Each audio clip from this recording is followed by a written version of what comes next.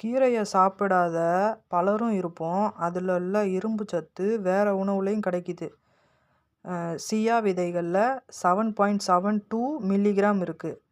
பூசணி விதையில் 2.5 மில்லிகிராம் இருக்குது. பாதாமி பழங்களில் 2.7 மில்லிகிராம் இருக்குது. கொண்டக்கடலையில் 4.7 மில்லிகிராம் இருக்குது. குயினோவாவில் 2.8 மில்லிகிராம் இருக்குது. பருப்பில் 6.6 மில்லிகிராம் இருக்குது. கோழியில் 1.3 மில்லிகிராம் இருக்குது. முந்திரி பருப்பில் 6.68 மில்லிகிராம் இருக்குது. தண்டு கீரை விதைகளில் 5 மில்லிகிராம் இருக்குது. சிப்பிகளில் 8 மில்லிகிராம் சத்து இருக்குது. டார்க் சாக்லேட்டில் 2.4 மில்லிகிராம் இருக்குது.